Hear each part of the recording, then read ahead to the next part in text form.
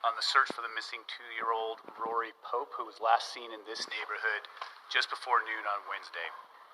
A quick recap of some of the things that we've done over the last few days.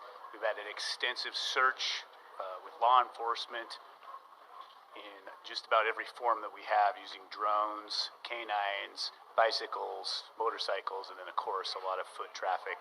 We've used our dive team, and then the neighborhood has pulled together and done a very extensive search with probably literally hundreds of people going back over places we've been. We've been going back over places we've been. What we're doing at this time is we're doing a voluntary house-to-house search with the residents in the neighborhood, probably looking at over 30 homes. One of our biggest goals is to bring Rory home safe, and he is described as an energetic young man. He is curious about the world and has a little bit of a history of playing hide-and-seek with his parents. The family is fully cooperative with us, and they are on board with assisting us in bringing Rory home. One of the things that I'd like to do is ask the community to do a few things for us, especially anyone here locally. We'd like to ask everyone to search their own space, look under patio covers, look in sheds, look in your car, look in your garage, just to double check anywhere that a 2-year-old could crawl into and hide.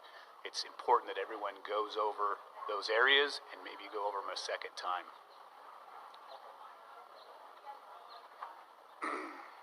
We'd also like everyone to check their camera footage. We've done a lot of that ourselves, but there are a lot of ring-type doorbells and backyard cameras. And if everyone could kind of go through, look at September 2nd between the hours of 11:30 and in the morning and 12:20 in the afternoon, see if you see anything interesting or curious, and then report back to us. It's important for us that you do not email us that information or send it in via some social media. Just contact non-emergency dispatch, and we will come to you to get that footage or review the footage.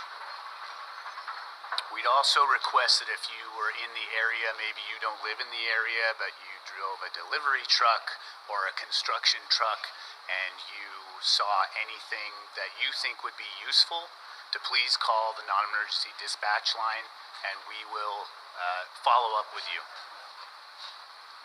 So we are working every tip very tirelessly, night and day. But I think it's important to bring up that sometimes people are reluctant to call in and give their information because sometimes they believe information has already been given or that their information is not pertinent. I would ask that you allow us to be the judge of that and call into non-emergency dispatch, give the information so that we can follow up, because we're willing to follow up on every little nugget of info that we get.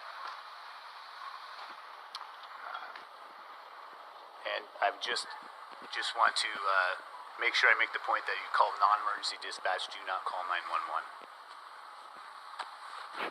Any questions? Are you able to address the dog that possibly got a hit that may have led to the pond being drained? Yeah, I can address that. So we early on used one of the sheriff's office canines. We did a number of tracks with the dogs, and the dog did track back to the pond. However, Rory had been back there very recently, so we have to take that into account. So what we would do is basically look where the dog did not track and use that information. Now, we had a lot of people around here instantly. There was some social media alerts went out. We put a red alert or a code red out. So people showed up in droves, and so that also kind of distorts the track. And I did notice you have police presence clear up to Palmer, where there's a waterway that goes out that way. What's the area that you've been able to focus on, given the size of this kid? So we initially especially focused on the waterways very quickly. Very common for us to have that initial focus on a missing child case. The canal that is on the north end of this neighborhood runs all the way into Canyon County. So that's the reason for that. In fact, Canyon County reached out to us. They ran some drones over their part of the canal.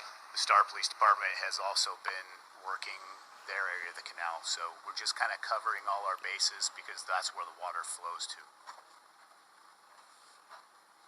And I understand that was staying at the grandparents' home. Were you able to tell us what they said in the moments leading up to when they realized that he was gone? Are you able to address that? Sure, I can generally address that. It's very kind of a typical case of, they're doing things and packing and getting ready to go. And like I said, Rory, a very outgoing 2-year-old who, like 2-year-olds sometimes do, just takes off running. And he was gone for a matter of moments out of sight of the parents. And that's kind of when the search began on their end.